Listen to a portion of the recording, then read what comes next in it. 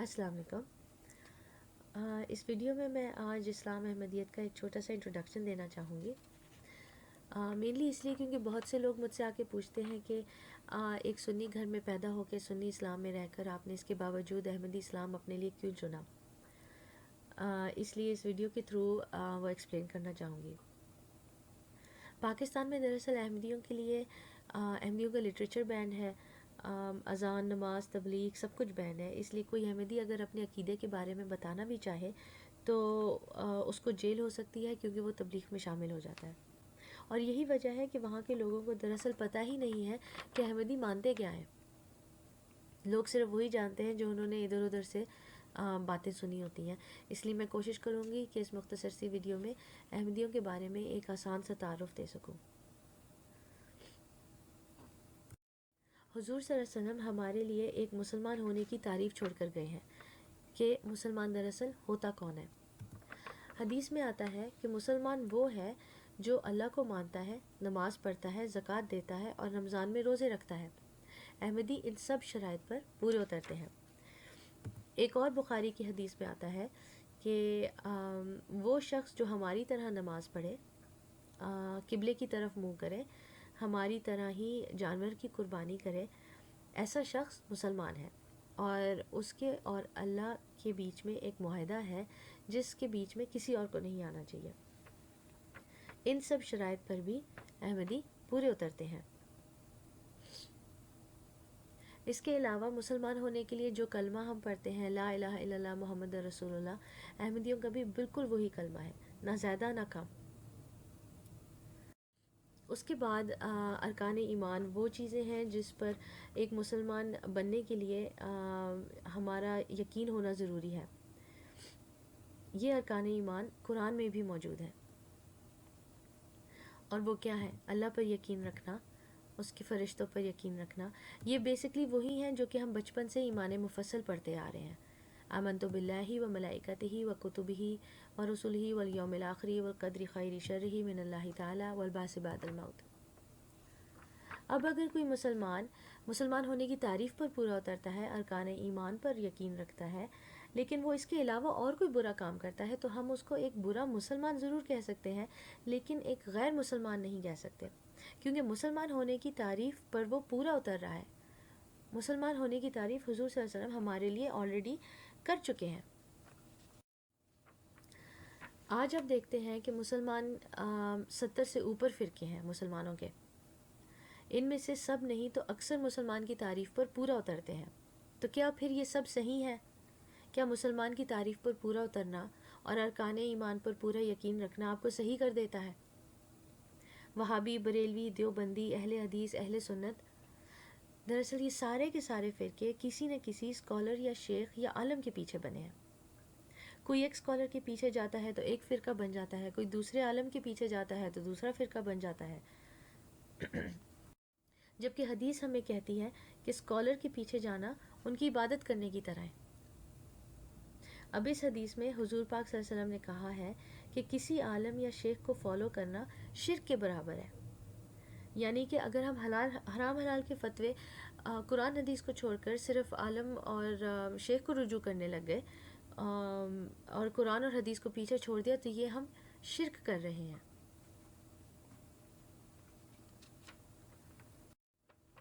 कुरान भी हमें इसी चीज़ का हुक्म देता है कि फ़िरक़ों से दूर रहो। ये सूरह अल-अनाम की आयत है। जिन लोगों ने अपने दीन में बहुत से रास्ते निकाले और कई कई फ़िरके हो गए, इनसे तुमको कुछ काम नहीं, इनका काम खुदा के हवाले, फिर जो कुछ वो करते रहे हैं वो इनको सब बताएगा। यानी कि कुरान भी हमें फ़िरकों में बढ़ जाने से मना करता है। और जिन लोगों ने अपने दीन को फ़िरकों में बांट दिया है, आपको उनके साथ कोई लेना देना नहीं रखना चाहिए। कुरान कहता है कि उनके साथ जाके ना जुड़ो, उनसे दूर रहो। इसी तरह एक और हदीस में हुजूर पाक सल्लल्लाहु अलैहि वसल्लम ये फरमाते हैं कि मुसलमान कि एक ऐसा टाइम आएगा कि जब मुसलमान 73 फ़िरके हो जाएंगे, 72 आग में जाएंगे, आग की तरफ जा रहे होंगे और एक जन्नती होगा। یہ حدیث 4 حدیثوں کی کتابوں میں پائی جاتی ہے، اس لیے اس کو کمزور حدیث نہیں کہا جا سکتا۔ اس حدیث میں بھی فرقوں کی نفی کی جا رہی ہے۔ یہاں پر یہ چیز نوٹ کریں کہ آلدو حضور صلی اللہ علیہ وسلم نے کہا ہے کہ 72 فرقے آگ میں جائیں گے، اس کے باوجود 72 کے 72 مسلمان ہی ہوں گے۔ تعریف کے لحاظ سے سب مسلمان ہوں گے، تعریف کے لحاظ سے احمدی بھی مسلمان ہی ہیں، لیکن مسلمان ہونے کے بعد بھی فرقوں سے دور رہنے کا حکم ضرور دیا گیا۔ تو آج اگر مجھے کوئی کہتا ہے کہ آپ احمدی اسلام کو چھوڑیں اور میرے فرقے سے آ کے جا ملیں، تو آپ مجھے کون سے فرقے میں لے کے جانا پسند کریں گے؟ فرقے تو سرے سے ہی غلط کہے گئے ہیں، قرآن میں، حدیث میں بار بار ہمیں کہا گیا ہے کہ فرقوں سے دور رہنا چاہیے۔ اب یہاں پر سوال یہ اٹھنا چاہیے کہ اگر ہم فرقوں میں نہیں جائیں اور ہم مسلمان کی تعریف پر پورے اترتے ہیں اور ارکان ایمان پر پورا ایمان رکھتے ہیں اور فرقے سے بھی دور رہیں، تو پھر ہم کیا کریں؟ کہاں جائیں؟ جب میں نے اس ٹاپک پر ریسرچ کی تو مجھے یہ حدیث ملی جس میں ہمیں بتایا گیا ہے کہ فرقوں سے دور رہو، لیکن اس چیز کا حکم دیا گیا ہے کہ وقت کے امام اور جماعت سے جا کے مل جاؤ۔ حضور صلی اللہ علیہ وسلم نے جب یہ کہا کہ وقت کے امام اور جماعت سے جا کے مل جاؤ، تو صحابہ اکرام نے پوچھا کہ اگر کوئی جماعت اور کوئی امام ہمیں نہ ملے تو پھر حضور صلی اللہ علیہ وسلم نے کہا پھر سارے فرقوں سے منہ موڑ لو، سارے فرقوں سے دور چلے جاؤ، کسی جنگل میں چلے جاؤ، چاہے تمہیں اپنی موت آنے تک کسی درخت کی جڑیں کیوں نہ کھانی پڑے، لیکن فرقوں کا حصہ نہیں بننا۔ ایک طرف ہمیں فرقوں میں جانے سے منع کیا جا رہا ہے اور دوسری طرف یہ حکم بھی کیا جا رہا ہے کہ ایک جماعت اور امام سے جا کے ملو۔ اگر ہم مسلمان کی تعریف پر پورے اترتے ہیں، ارکان ایمان پر پورا یقین رکھتے ہیں، لیکن آپ صلی اللہ علیہ وسلم فرما رہے ہیں کہ کسی فرقے کا حصہ نہیں بننا، تو پھر کیا کرنا ہے؟ ایک جماعت اور امام، ان کو ڈھونڈنا ہے۔ ایک مسلمانوں کا گروہ، ایک جماعت اور ایک امام کو ڈھونڈنا ہے، اور ڈھونڈتے رہنا ہے جب تک ہمیں موت نہیں آ جاتی۔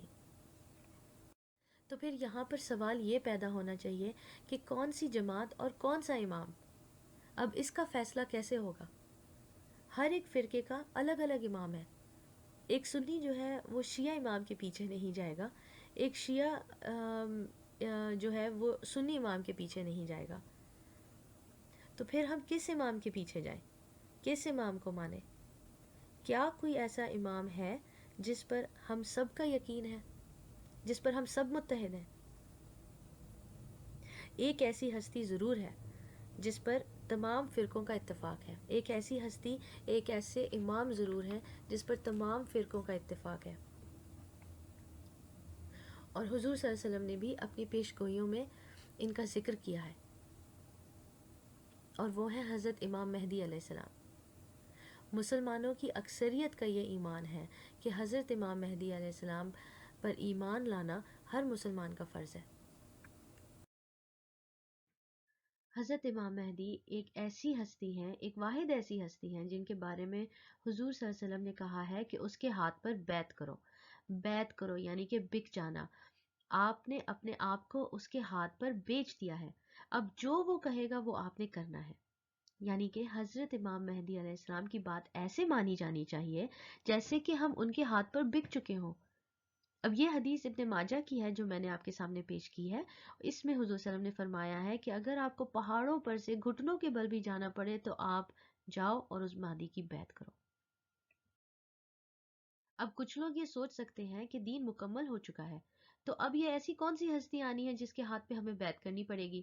اگر اسلام ہی سکھانا مقصد ہے یا اسلام کی روح کو دوبارہ زندہ ہی کرنا ہے تو یہ کام تو علماء بھی کر سکتے ہیں، علماء کیوں نہیں کر سکتے؟ اس سوال کا جواب ایک حدیث میں ملتا ہے جو کہ ابھی میں آپ کے سامنے پیش خدمت کرتی ہوں۔ حضور نے فرمایا یوشک ان یاتی علی الناس زمان، اندیشہ ہے کہ لوگوں پر یعنی میری امت پر ایک زمانہ ایسا بھی آ جائے گا، اب گنتے جائیے، لا یبقى من الاسلام الا اسمہ، اسلام میں سے اس کے نام کے سوا کچھ نہیں بچے گا۔ ولا یبقى من القرآن الا رسمہ، قرآن میں سے اس کے رسم الخط، الفاظ اور حروف کے سوا کچھ نہیں بچے گا۔ مساجدہم عامرۃ، ان کی مسجدیں آباد تو بہت ہوں گی، وَهِيَ خَرَابٌ مِّنَ الْهُدَىٰ، ہدایت سے خالی ہو جائیں گے۔ یہ خراب کے لفظ سے هِيَ خَرَابٌ مِّنَ الْهُدَىٰ وَعُلَمَاؤُهُمْ شَرُّ النَّاسِ تَحْتَ عَدِيمِ السَّمَاءِ، اور ان کے علماء آسمان کی چھت کے نیچے کی بدترین انسان ہیں۔ من عندہم تخرج الفتنة وفیہم تعود، فتنہ انہی کے اندر سے برآمد ہوگا، انہی میں گھس جائے گا، یعنی ان کا کام فتنہ انگیزی، مخالفت، جنگ و جدال، بھڑکانا، اپنے اپنے فرقے کے لوگوں کے جذبات کو بھڑکاتے رہنا اور مسلمانوں کے اندر اختلافات کو ہوا دینا، یہی ان کا کام رہ جائے گا۔ آج جن کو ہم علماء کہتے ہیں، ان کی عظیم اکثریت اس کیفیت سے دوچار ہو چکی ہے۔ تو ہم نے دیکھا کہ حدیث میں ہمیں ایک ایسے وقت کے بارے میں بتایا جا رہا ہے جہاں مسجدیں بھی ہوں گی، نمازی بھی ہوں گے، لیکن مسجدوں میں ہدایت نہیں ملے گی۔ علماء ہوں گے لیکن وہ آسمان کے نیچے بدترین مخلوق ہوں گے، اور ان کا کام صرف اور صرف فتنہ اور فساد پیدا کرنا ہوگا۔ آج ہم دیکھ سکتے ہیں کہ علماء آج کل ایک دوسرے کو کافر بنانے میں لگے ہوئے ہیں، اور اکثر فتنے ایک دوسرے کو مار دینے کی تعلیم دیتے ہیں، ایک دوسرے کو نفرت کی تعلیم دیتے ہیں، اور یہ ساری کی ساری تعلیم مسجدوں میں سے ہی تو نکل رہی ہے، اور تمام غلط کام کرنے والے قرآن کا حوالہ دے کر غلط کام کرتے ہیں۔ اور علماء خود اس چیز کو مانتے ہیں کہ آج ہم اس دور سے گزر رہے ہیں، جس دور کے بارے میں اس حدیث میں فرمایا گیا تھا۔ تو اب یہ کیسے ہو سکتا ہے کہ وہ علماء جو فتنہ پیدا کر رہے ہیں، جو فساد پیدا کر رہے ہیں، وہی اس کا حل بھی ہو سکے؟ اسی لیے ہمارے لیے اور بھی زیادہ ضروری ہو جاتا ہے کہ ہم اس ایک ایسی ہستی کو ڈھونڈیں جو ہمیں ان مشکلات میں سے نکال سکتا ہے۔ اور حضرت امام مہدی علیہ السلام واحد ایک ایسی شخصیت ہے جن کے بارے میں مسلمان کی اکثریت کا یہ ماننا ہے کہ وہ ہمیں ان مشکلات میں سے نکالیں گے اور حقیقی اسلام کی طرف لے کے جائیں گے۔ اب سوال یہ پیدا ہوتا ہے کہ میں آپ کو حضرت امام مہدی کے بارے میں بتا کیوں رہی تھی؟ تو جواب یہ ہے کہ جماعت احمدیہ وہ واحد جماعت ہے جو یہ مانتی ہے کہ جن حضرت امام مہدی علیہ السلام کے متعلق پیشگوئی کی گئی تھی وہ آ چکے ہیں، اور اس چیز کو قرآن اور حدیث سے ثابت کر سکتے ہیں۔ میرے احمدی مسلمان ہونے کی سب سے بڑی وجہ یہی ہے کہ میں سمجھتی ہوں کہ میں حضرت محمد صلی اللہ علیہ وسلم کے فرمان کی تکمیل کر رہی ہوں، یعنی کہ حضرت محمد صلی اللہ علیہ وسلم نے ہمیں یہ نہیں کہا کہ سنی بنو، شیعہ بنو، بریلوی بنو یا علماء کے پیچھے چلو، لیکن انہوں نے یہ ضرور فرمایا ہے کہ حضرت امام مہدی کو مانو اور ان کے ہاتھ پر بیعت کرو اور ان کی جماعت میں شامل ہو۔ ایک احمدی ہونے کے ناطے میں ارکان ایمان پر پورا یقین رکھتی ہوں، مسلمان کی تعریف جو حضور صلی اللہ علیہ وسلم نے بتائی ہے اس پر پورا اترتی ہوں، اور جس مہدی کی پیشگوئی آپ صلی اللہ علیہ وسلم نے کی اس پر بھی پورا ایمان لاتی ہوں۔ جس شخص کو میں امام مہدی مانتی ہوں وہ صحیح ہے یا غلط اس بات پر بحث کی جا سکتی ہے، لیکن جن فرقوں کی طرف آپ مجھے بلا رہے ہیں وہ قرآن اور حدیث کی روح سے سراسر غلط ہے، کیونکہ فرقے سرے سے ہی غلط ہیں۔ اب سوال یہ پیدا ہوتا ہے کہ حضرت امام مہدی علیہ السلام کو کیسے پہچانا جائے گا، کیسے پتہ چلے گا کہ وہ شخص کون ہے اور وہ کب آئے گا؟ حضرت محمد صلی اللہ علیہ وسلم اگر ہمیں کسی شخص کو ماننے کا حکم دے رہے ہیں تو ضرور انہوں نے اس شخص کی نشاندہی کی پیشگوئیاں بھی فرمائی ہوں گی اور یہ بھی بتایا ہوگا کہ اس شخص نے آنا کب ہے۔ اب میں آپ کو ایک ویڈیو دکھاؤں گی جس میں حضرت امام مہدی علیہ السلام کے آنے کا وقت بتایا گیا ہے۔ کیا آن حضور صلی اللہ علیہ وسلم نے اپنی امت کی ہدایت اور رہنمائی کے لیے امام مہدی علیہ السلام اور ان کے ظہور سے متعلق نشانیوں کے وقت کا تعین بھی فرما دیا تھا؟ آئیے دیکھیں کہ ایک مشہور عالم دین جناب ڈاکٹر طاہر القادری صاحب اس بارے میں احادیث نبوی کی روشنی میں کیا ارشاد فرماتے ہیں۔ انس بن مالک عن ابی قتادہ قال قال رسول اللہ صلی اللہ علیہ وآلہ وسلم، حضور علیہ السلام نے فرمایا الآیات بعد المئتین، یہ حدیث، نشانیاں کسی دوسری صدی ہجری میں ہوں گی. اب توجہ سے سنتے آئیے. بعد المئتین، جب بھی آئیں گی، سن ہجری کا 200واں سال ہوگا، یعنی دوسری صدی ہجری ہوگی. کیا؟ اس کے بعد نشانیاں شروع ہوں گی. یہ تھی سنن ابن ماجہ. اسی کو امام نعیم بن حماد جو امام بخاری کے شیخ ہیں، انہوں نے کتاب الفتن میں روایت کیا. ان تمام ائمہ اور محدثین نے مختلف روایات سے بیان کیا کہ یہ 10 آیات کسی بعد الالف، کسی 1000 سال کے بعد، دوسری صدی ہجری شروع ہونے کے بعد ظاہر ہوں گی. ان تمام حدیثوں کو سامنے رکھ لیں. اب آج شروع ہے 5ویں صدی ہجری. اگر یہ اس 1000ویں سال میں امام مہدی علیہ السلام نے آنا ہوتا، یہ جو 1000واں سال چل رہا ہے ہجری کا، اگر اس میں آنا ہوتا تو دراصل ان کے ظہور کا زمانہ گزر چکا 200 سال پہلے. ان کو ظاہر ہونا چاہیے تھا جب ہجری کا سن تھا سن 1200 کچھ. یہاں یہ بات قابل ذکر ہے کہ مذکورہ احادیث نبوی کے منشا کے عین مطابق حضرت مرزا غلام احمد قادیانی علیہ السلام 12ویں صدی ہجری کے عین وسط یعنی سن 1250 ہجری میں پیدا ہوئے تھے. اب اس 1000ویں سال کی دوسری صدی تو گزر گئی اور اس کو گزرے ہوئے ہو گئے 250 سال. لہذا امام مہدی کو نکالنے والے اس 1000ویں سال کے خاتمے تک تو ان کے نکالنے کا خیال بند کر دیں. ان کے نکالنے کا خیال دل سے نکال دیں. یہ تو حدیث نبوی ہے، یہ تو حدیث نبوی صلی اللہ علیہ وآلہ وسلم ہے. یہ آقا علیہ السلام کا فرمان ہے.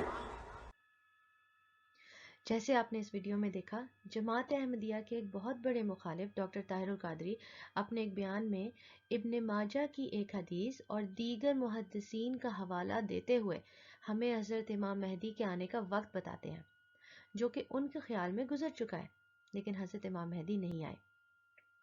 جماعت احمدیہ کے بانی حضرت مرزا غلام احمد صاحب بالکل اسی وقت آئے جو وقت حدیث میں بیان ہو چکا ہے، اور انہوں نے اللہ کے حکم سے اپنے مہدی ہونے کا دعویٰ فرمایا. حضرت امام مہدی علیہ السلام کے آنے کا وقت تقریباً 180 سال پہلے گزر چکا ہے. میرے جماعت احمدیہ میں شامل ہونے کی ایک وجہ یہ بھی ہے کہ حضرت مرزا غلام احمد کی آمد بالکل اسی وقت ہوئی جس وقت حدیث میں بتایا گیا ہے. ہم سب کو یہ بات اچھی طرح پتہ ہے کہ کوئی بھی شخص خود اپنی مرضی سے کسی وقت پیدا نہیں ہو سکتا اور نہ ہی اپنی پیدائش کا وقت پلان کر سکتا ہے. اگر یہ ایک سیکنڈ کے لیے یہ بھی مان لیا جائے کہ حضرت مرزا صاحب وہ امام مہدی نہیں ہے جس کی پیشگوئی حضرت محمد صلی اللہ علیہ وسلم نے کی، پھر بھی ہمیں کسی اور امام مہدی کو اسی وقت میں سے تلاش کرنا پڑے گا جس وقت کا حدیث میں ذکر ہے، اور وہ وقت گزر چکا ہے. جب حضرت امام مہدی علیہ السلام کی نشاندہی کرنے والی حدیث کو میں نے ڈھونڈنا شروع کیا تو مجھے ایسی حدیث بھی ملی جن میں آپس میں تضاد پائے جاتے تھے. کہیں ایک حدیث یہ بتاتی تھی کہ حضرت امام مہدی علیہ السلام ایک علاقے سے آئیں گے اور کوئی اور حدیث کسی اور علاقے کا ذکر کرتی تھی، یا پھر یہ کہ ان کا تعلق کس خاندان سے ہوگا. ان حدیث پر یقین کرنا میرے لیے مشکل تھا کیونکہ کوئی بھی شخص اس خاندان یا اس علاقے سے آ کر امام مہدی ہونے کا دعویٰ کر سکتا ہے. لیکن میں آپ کے سامنے ایک ایسی نشانی پیش کروں گی جو ہمیں ان مشکلوں سے نکالتی ہے.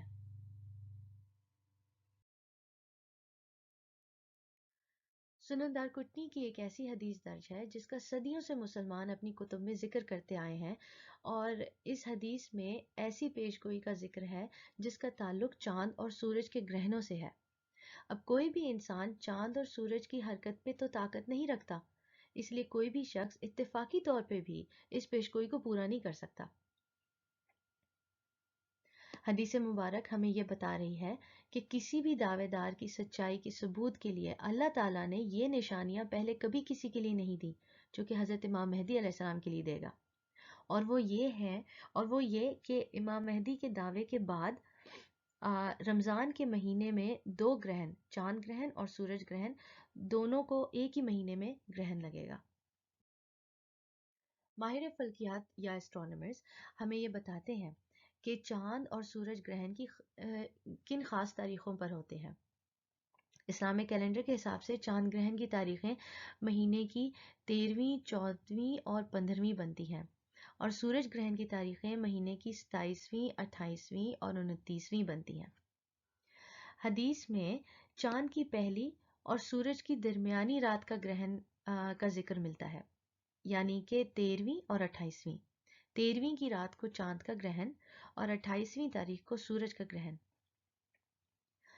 بالکل عین حدیث کے الفاظ کے مطابق 21 مارچ 1894 رمضان کی 13ویں کو چاند کا گرہن ہوا، اور اپریل 6 1894 رمضان کی 28ویں کو سورج کا گرہن ہوا۔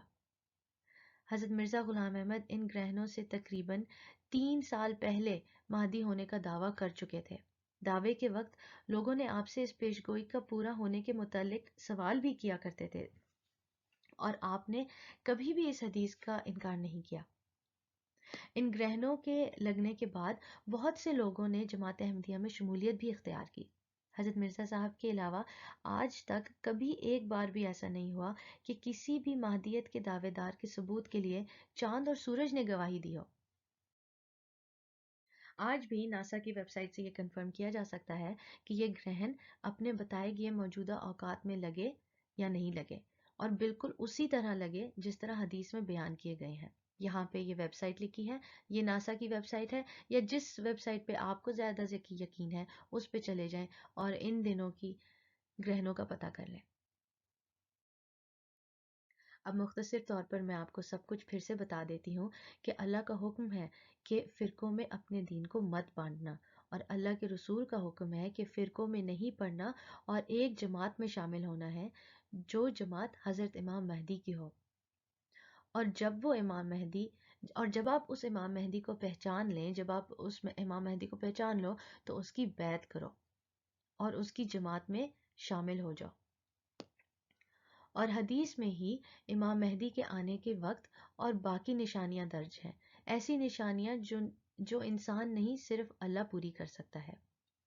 ان نشانیوں اور ان جیسی بہت سی نشانیوں کی وجہ سے میں جماعت احمدیہ میں شامل ہونے کا فیصلہ کیا۔